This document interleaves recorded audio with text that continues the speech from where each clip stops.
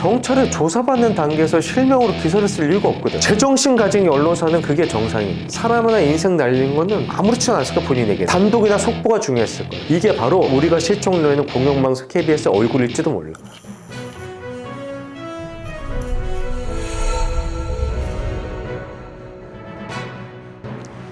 오늘 제가 물어보고 싶은 게 있습니다. 뭐?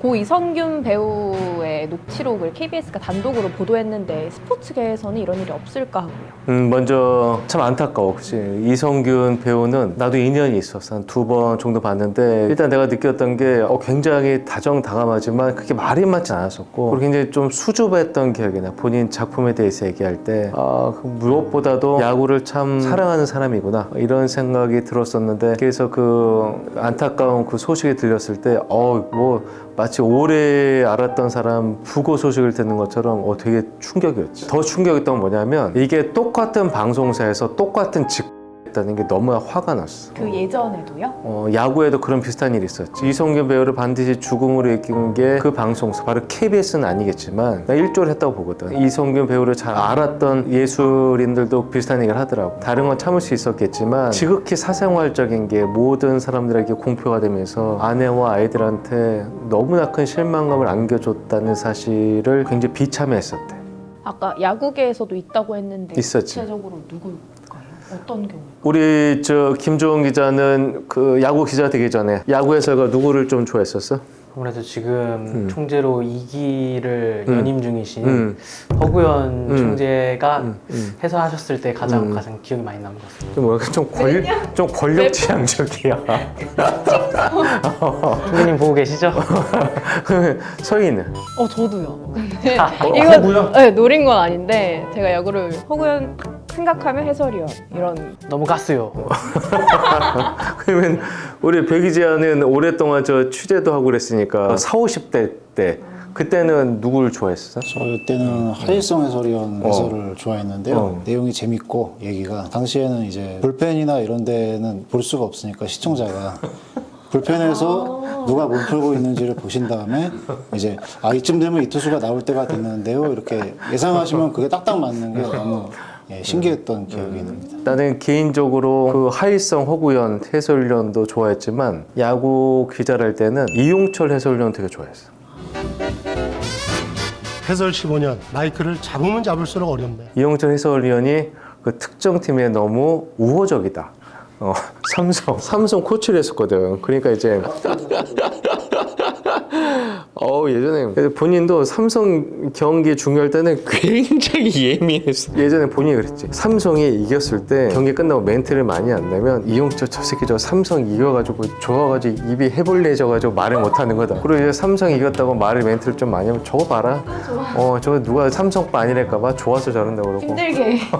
얘기를 많이 듣긴 했지만 우리 3대 해설가가 그 당시에 MBC의 허구현, SBS의 이순철, KBS의 이용철, 그리고 그 당시 이용철 해설위원은 겨울이 되면 오프 시즌 때는 여기저기 고등학교 같은 데 가서 인스트럭터 하고 유소년 야구도 많이 봉사하고 그랬었지. 대학교에 강의도 나갔고 굉장히 잘 나가는 인생을 살고 있었지. 잘 나갔던 2019년에 정말 잘 나가던 이용철 해설위원의 인생에 뭔 사건이 툭 나와. 기억나? 파란망장한 이야기가 좀 시작됐던 걸로 기억합니다.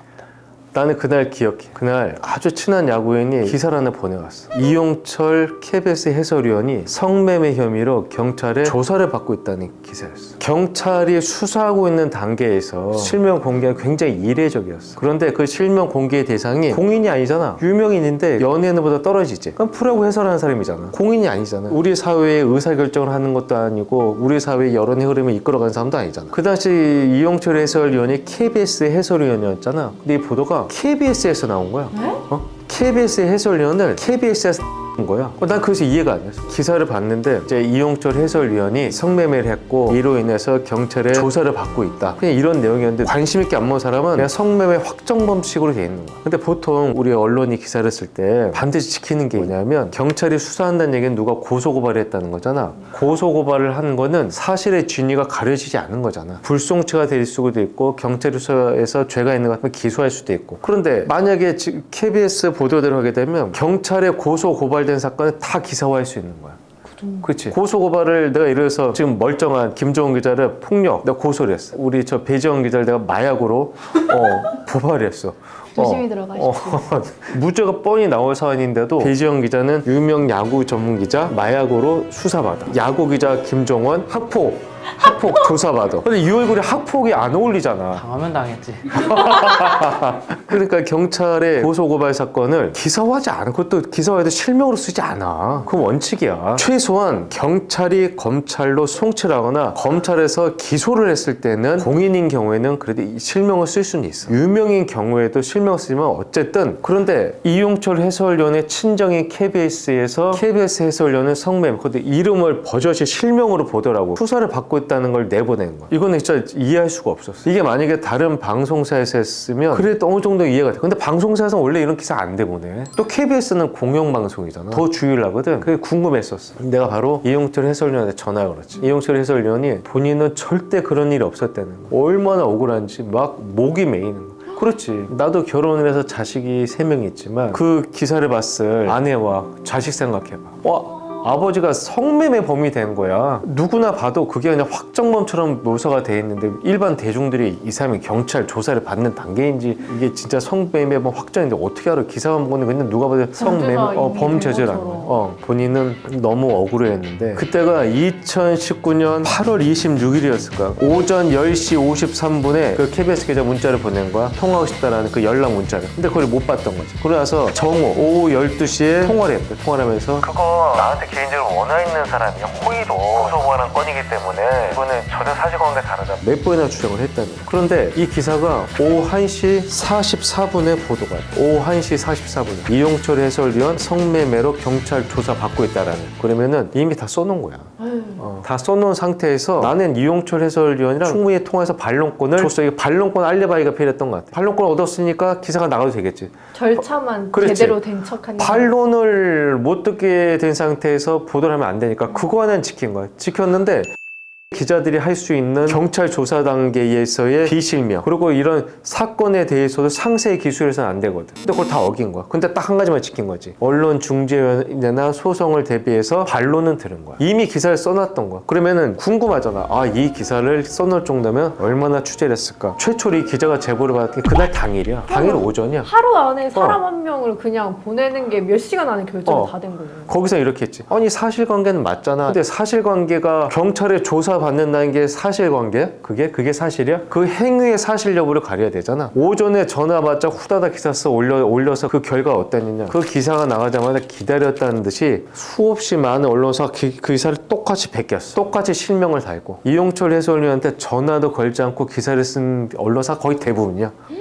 맨 처음에 이용철 해설위원이 그런 얘기를 했었지. KBS한테 얘기해서 내 친정인이 기사를 내리게 되면 다른 언론사에 쓰지 않을 거라고 했는데 너무 순진한 생각이었던 거지. 수없이 많은 기사를 보면서 야구 팬들 뭐라고 생각했을까? 그냥 성매매범 이용철이 된 거야. 그 순간에 이미. 이용철 위원은 팔짝팔짝 뛰었겠지. 와, 그때 막 미치려고 그랬었거든. 근데 나처럼 이용철 해설위원은 오래 알았던 사람들 입장에서는 그 양반이 전국을 돌면서 성매매를 했다는 그 주장 자체가 신뢰할 수가 없지. 왜냐면 이용철 해설위원이 지방 같은 데 출장하면 나도 저 지방 출장 갈 때 들어보잖아. 그러면 야구 얘기를 주로 하는 분이기 때문에 그 양반이 어디 가서 술을 먹어서 성매매를가? 이 차례가? 내가 먼저 봤어야 되잖아. 가까웠는데 한 번도 본 적이 없어. 한 번도. 그 야구인들도 거의 비슷한 생각이었었고. 근데 자, 일은 터졌어. 모든 언론이 이용철을 성매매 범으로 몰아갔어. 그러면 이용철 해설위원이 항의를 했을 거 아니야. 그랬더니 그 KBS 기자가 문자를 보내. 나는 이 문자가 사회적 문제가 되는 날이 이 나라 언론이 바로 설 수 있다고 하는데 이 문자가 뭐였었냐면 내가 그대로 읽어줄게. 저희가 쓰지 않아도 여러 언론사에서 해당 사실을 알고 있기 때문에 가까운 시일 내에 보도될 내용이었습니다. 거짓말이라고 하는 그래요? KBS 취재팀에서 제보를 받았다라고 돼 있어. 그러면은 이 해당 사실을 다른 언론이 알고 있다는 건 어떻게 알았지? 알았을까 과연? 그리고 자, 이 해당 사실이라고 하는데 이 해당 사실이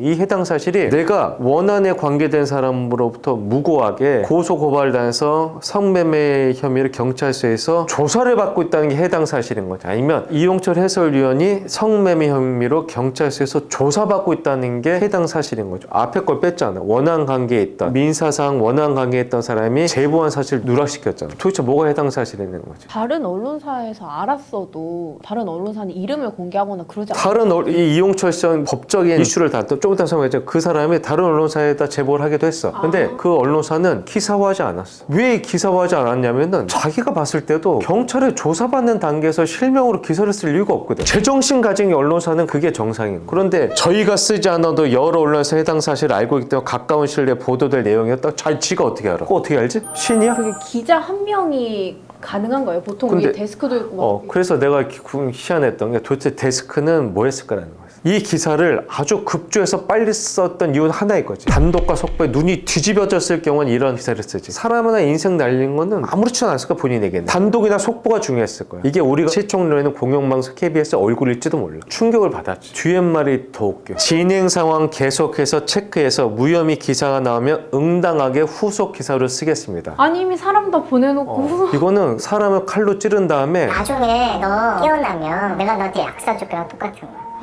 어떻게 이런 말을 쓸 수가 있지? 아니 진행상 계속해서 체크해? 그래서 묻고 싶어. 당신 체크했어? 안 했어. 뭐 무혐의 결과가 나면 응당하게 후속 기사로 쓰겠습니다. 응당하게? 난 이걸 보고 굉장히 너무너무 충격이었지. 너무너무 열받았지. 그러면 왜 이 사건이 벌어졌냐 봐야 돼. 왜 이 사건이 벌어졌냐면 이용철 해설위원이 아주 유명한 일타 강사 한 명을 알고 있었어. 아주 유명하더라고. 보니까 어느 영역에 야구 팬으로 유명하더라고. 이 사람과 이용철 해설이 가까웠는데 이 사람이 이제 주식을 추천해주고 이용철 해설이 주식을 샀는데 얼마 있다가 그 주식이 상장 폐지가 됐나 봐. 근데 이제 둘이 얘기했을 때 이런 주식에 손해를 보게 되면 그 일타 강사가 본인이 좀 보존을 해주겠다 이러면서 차용증 같은 걸 써준 모양이야. 근데 주식이 잘 결과 안 되다 보니 이용철 해설위원은 아유 우리 아내도 계속 뭐라고 하고 나도 금전적 손해가 심하니 차용증대로 돈을 보존해달라. 일타 강사는 제가 그런 차용증 써줬지만 어쨌든 투자는 본인이 결정한 거 아니냐. 그래서 옥신각신하다가 재판까지 갔는데 이제 차용증 써줬으니 이용철 해설이 민사재판에 이겼어. 재판이 끝난 다음에 이제 둘의 사이가 완전히 벌어진 거지. 그 일타 강사는 가만두지 않겠다라고 했고 그리고 그 줌에 이 일타 강사가 이용철 해설위원에 대해서 안 좋은 기사를 쓰려고 제보 중이라는 얘기를 듣고 나한테 제보가 들어왔어.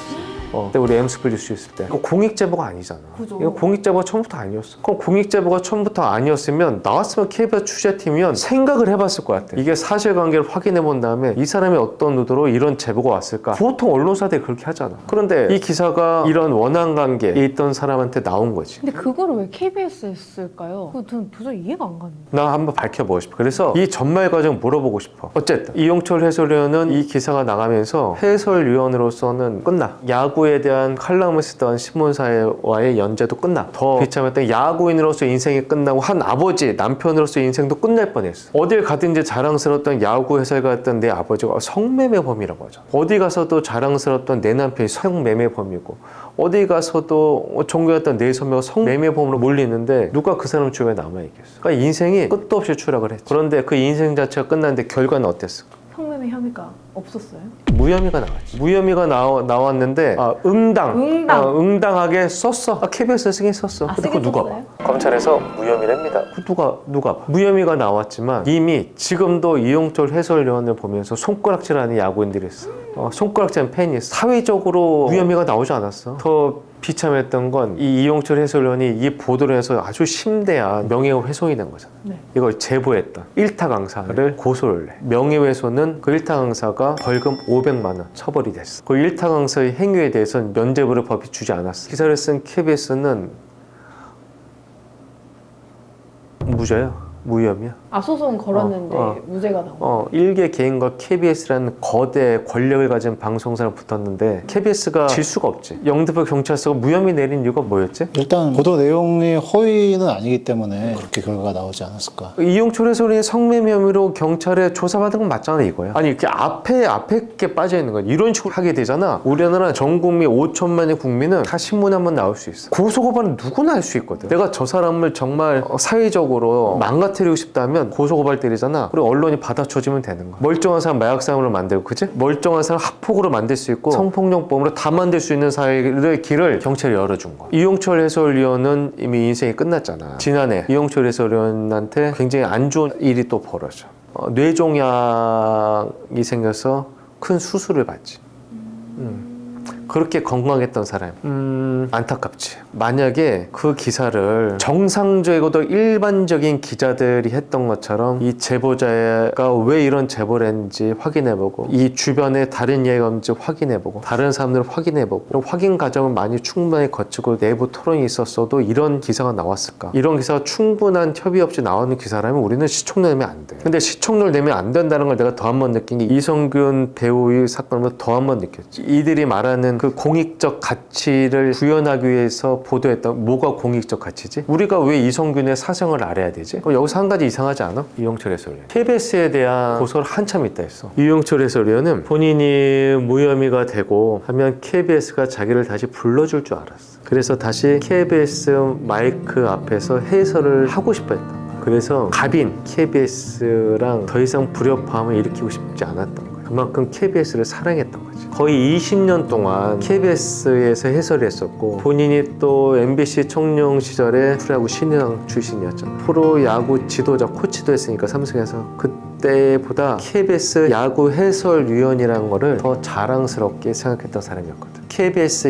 이 영문 이 세 글자가 이용철의 다른 이름이었어. 그만큼 사랑했는데 불러줄 줄 알았던 거야. 그래서 친정이 나에게 난도질을 가했어도 부인은 그렇게 하고 싶지 않았다. 그런데 불러주겠어? 안 불러도. 아마 뇌종양 수술을 받기 위해 수술대에 올랐을 때도 KBS에 대한 증오심만큼 돌아가고 싶다라는 그런 생각이 있었을 거야. 지금은 이용철 해설위원이 모 대학교에서 강의도 나가고 하는데 예전처럼 야구 쪽에 활발하게 활동 못하지. 이거 찍기 전에 통화를 해보니까 수술 결과가 좋아서 이제 한 5월 정도 되면은 조금 체력적 소비가 되는 것도 다 할 수 있다고 하시더라고요. 그래서 우스갯소리로 일주일에 2경기 정도 해설도 할 수 있을 만큼 체력이 됐다고 하는데 그래, 이용철 해설위원의 해설을 좋아했던 사람도 있고 싫어했던 사람도 있을 거야, 그치?